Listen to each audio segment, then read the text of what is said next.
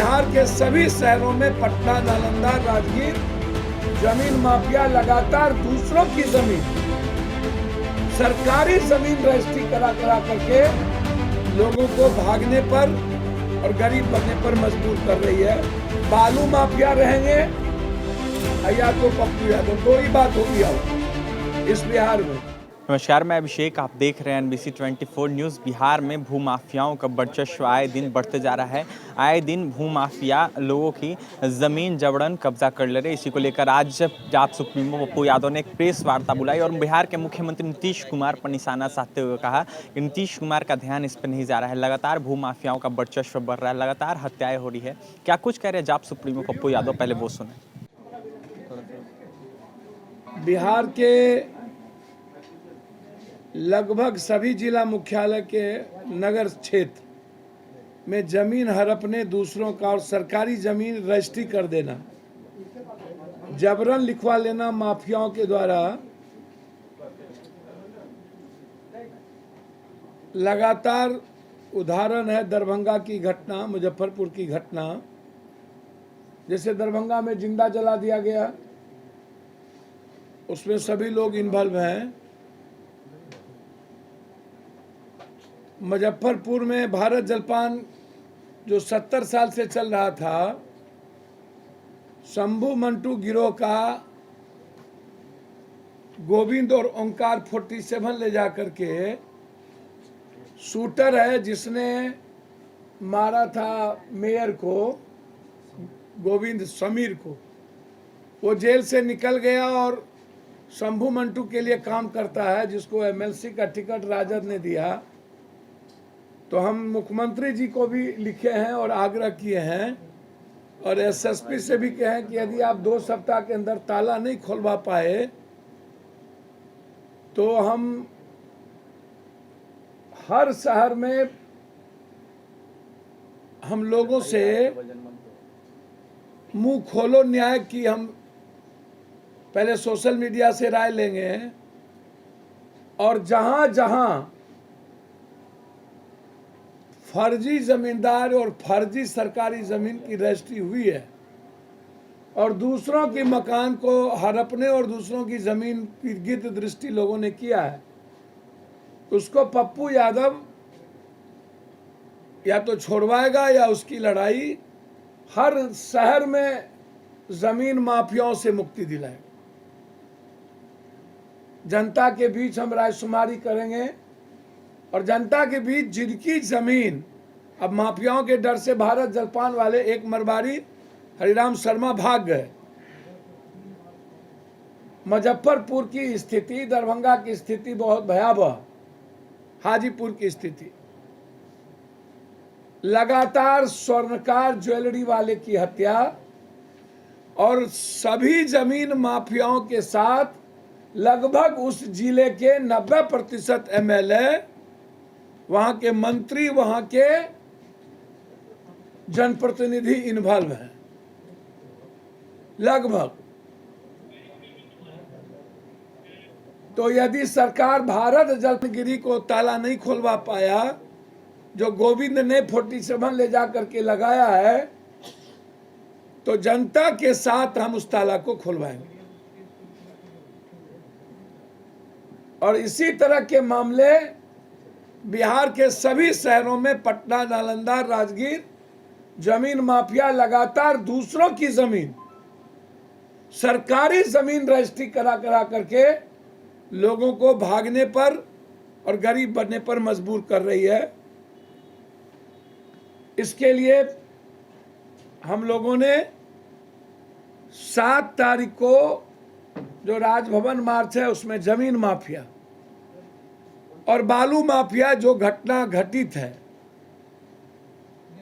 लगातार Watson company से लेकर जिस पर 38 करोड़ रुपया हाईकोर्ट ने कहा है, लेकिन अवैध खनन की ढुलाई, बालू की ढुलाई, जिसकी जानकारी हम हरजीत कौर मैडम को हम लगातार दे रहे हैं, बिहार में नासूर बनता जा रहा है। 2 तारीख को बेलागंज का घेराव और 7 तारीख को पूरे बिहार के जो नेताओं का नेक्सस है, इन माफियाओं के साथ जो पैसा इन्वॉल्व है, उनके खिलाफ राजभवन मार्च, उनकी संपत्ति की जांच और उनकी भूमिका की जांच की मांग हम करेंगे। और मार्च में गया से पदयात्रा जमीन माफियाओं के खिलाफ, बालू माफियाओं के खिलाफ, पूरे बिहार में माफियाओं से आजादी, जमीन और बालू शराब माफियाओं से आजादी, मुक्ति, आम आदमी की आजादी। या तो जमीन बालू माफिया रहेंगे या तो पप्पू यादव, 2 ही बात होगी अब इस बिहार में। अवैध माइनिंग और माइनिंग का टेंडर लेके अवैध माइनिंग करना, जहां टेंडर हुआ उससे अलग बेलागंज की बड़ी घटना सामने में है। उसी तरह आरा भी है, समगुप्ता है जो नासूर बना हुआ है, एक पूर्व एमएलसी हैं।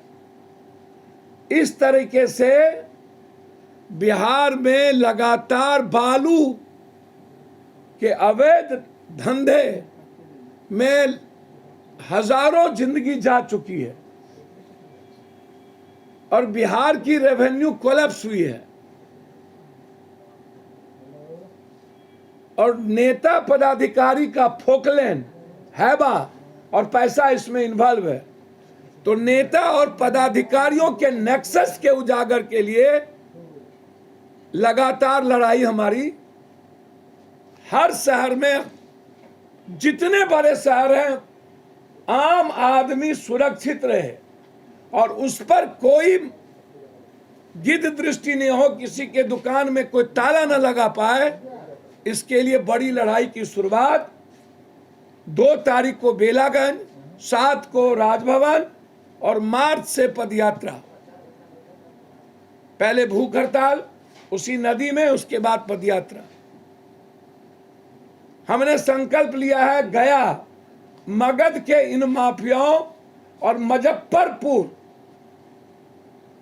अब मेरा दूसरी आर्थिक राजधानी गया और मुजफ्फरपुर और दरभंगा, यहीं से इन आजादी की शुरुआत हम करेंगे। और ये सरकार से हमने मांग की है, या तो आप संकल्पित होइए या तो हमें सपोर्ट करिए इस माफियाओं के खिलाफ, व्यवसायियों और आम आदमी की सुरक्षा के लिए। बिहार में सभी व्यवसायियों को राइफल का लाइसेंस देने का हमने मांग उठाया, क्योंकि बिहार से व्यवसायी पलायन करने को तैयार अब हो गए, नहीं कर पाएंगे। तीसरी चीज, नरेंद्र मोदी जी कोरोना में भी आप बिहार के आदमी को मरने पर छोड़ दिया, मजबूर कर दिया, लोग पैदल आए। हमेशा भारत में जब जब कोई विपत्ति भारत पर आई और भारत में आई, तब तब नरेंद्र मोदी जी ने उसको छोड़ दिया। आज यूक्रेन में हमारे बच्चे पीटे जा रहे हैं, बेटियां रो रही है, 5 दिनों से भूखे हैं। तो आपने सुना, पप्पू यादव ने साफ साफ कह दिया है भू माफियाओं का आए दिन वर्चस्व बढ़ते जा रहा है, जिसको लेकर सरकार को ध्यान देना चाहिए, नहीं तो हम सड़क पे उतरेंगे। क्या कुछ कह रहे थे पप्पू यादव, आपने सुना है। और भी तमाम खबरों के लिए बने रहें NBC 24 न्यूज़ के साथ। हमारे चैनल को सब्सक्राइब कर पेज को लाइक करें। बहुत बहुत धन्यवाद।